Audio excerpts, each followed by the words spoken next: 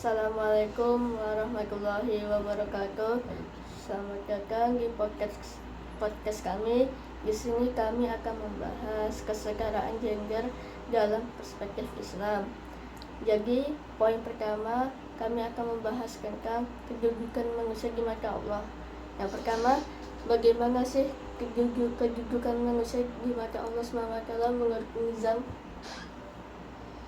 Jadi kedudukan manusia di mata Allah itu, dimana Allah SWT berfirman dalam Quran surah Al-Hujurat ayat 13, yang artinya, hai manusia, sesungguhnya Allah menciptakan kamu dari seorang laki-laki dan seorang perempuan dan menjadikan kamu berbangsa-bangsa dan bersuku-suku agar kamu saling kenal mengenal.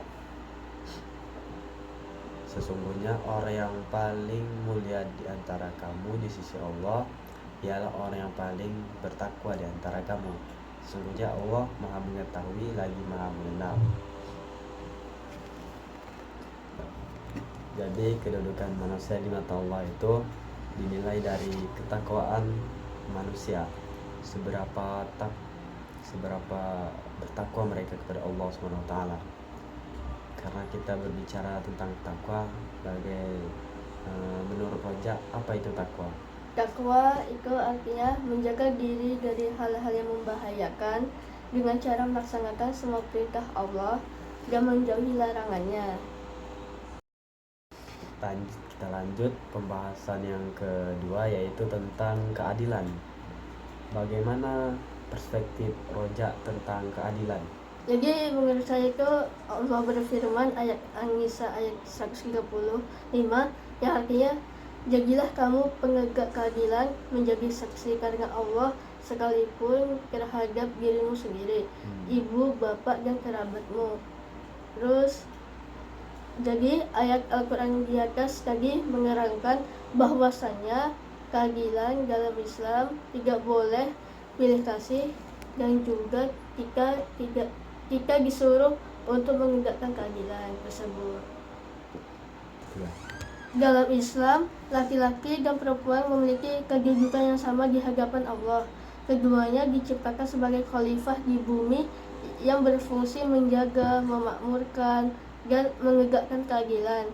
Perbedaan antara keduanya hanya terletak pada peran dan tanggung jawab, bukan pada derajat atau kemuliaan.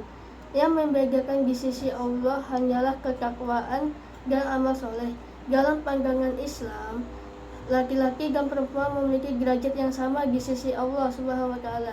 Keduanya sama-sama khalifah di bumi dan bertanggung jawab menegakkan kebaikan. Yang ketiga, ketakwaan menjadi ukuran utama kemuliaan manusia, bukan jenis kelamin atau status sosial. Jadi keadilan bukan kesamaan yang mutlak, melainkan memberikan kepada setiap orang apa yang seharusnya sesuai dengan kapasitas dan fungsi individu dan peran yang telah ditetapkan oleh Allah Subhanahu wa Ta'ala. Setiap manusia, baik laki-laki maupun perempuan, memiliki kedudukan yang sama di hadapan hukum, sosial, ekonomi, dan politik. Hak asasi manusia yang disebut juga HAM meliputi hak untuk hidup, kebebasan, dan keamanan pribadi. Yang kedua, hak sosial atau ekonomi, seperti hak untuk mendapatkan pendidikan, kesehatan, pekerjaan yang layak, dan upaya yang adil. Yang ketiga, hak politik itu meliputi hak untuk memilih dan dipilih, serta berpartisipasi dalam pemerintahan. Kami lanjut pembahasan yang terakhir, yaitu hakikat manusia. Jadi hakikat manusia dalam Islam adalah makhluk ciptaan Allah yang memiliki dua aspek utama, yaitu jasmani yang artinya tubuh, dan rohani atau jiwa. Manusia adalah makhluk yang diberikan potensi akal, naluri, dan kebebasan untuk memilih, serta memiliki tugas sebagai khalifah di bumi untuk menegakkan kebenaran dan kemaslahatan. Selain itu, manusia juga Selain itu, manusia juga memiliki tugas sebagai hamba Allah yang harus taat dan beribadah kepadanya. Dalam Islam ada beberapa aspek hakikat manusia dalam Islam yang akan disebutkan oleh Rojak. Oke, yang pertama itu aspek makhluk ciptaan Allah.